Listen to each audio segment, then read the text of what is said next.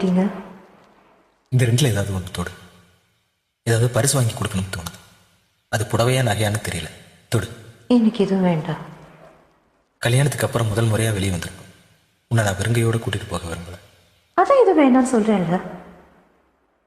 எது வேணாலும் கேளு. நான் எது கேட்டாலும் வாங்கி தருவீங்களா?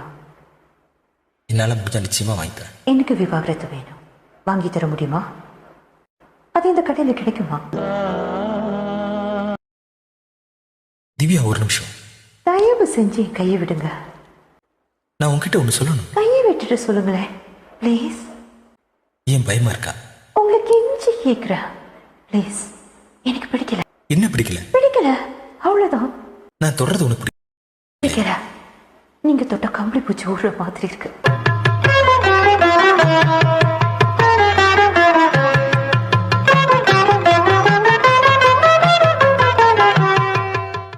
என்னது இது? ஒரு சின்ன பரிசு. எனக்கு தான் எதுவும் வேணான்னு சொன்னேன். நீ எனக்கு வேணும்னு தோணுச்சு. அதை திறந்து பார்க்க போறது இல்லையா? இல்ல. நான் கட்டாயப்படுத்தினா? உங்க கட்டாயத்துக்கு நான் கட்டுப்படணும்னு ஒன்றும் அவசியம் இல்லை. நான் உன்னை தொட்டு தாலி கட்டினேன். என்ன பொறுத்த வரைக்கும் இது வெறும் கயிறு, அவ்வளவுதான். ஆனா ஊர் உலகம் அதை அப்படி நினைக்கலையே.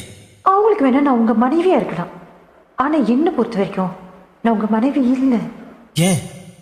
இதயத்துல உங்களை கணவரை ஏத்துக்க முடியல. அதான் ஏன் கேக்குறேன். ஏன்னா இது என்கிட்ட இல்லை. எதையும் என்கிட்ட இல்லை. எதையும் என்கிட்ட இல்லை. என்கிட்ட இல்லை.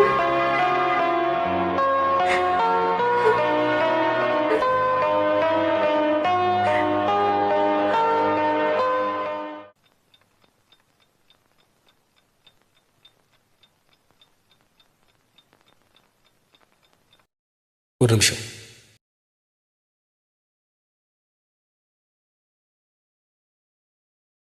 இந்த கிஃப்ட் திறக்க போறது இல்லையா?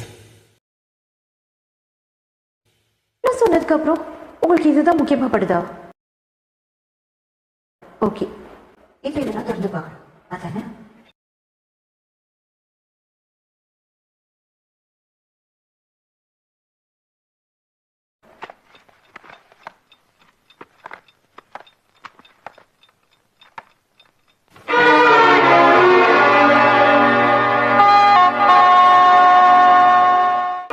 நீயா விரும்பி கேட்டது ஒண்ணு, நானா விரும்பி கொண்டு வந்தது ஒண்ணு.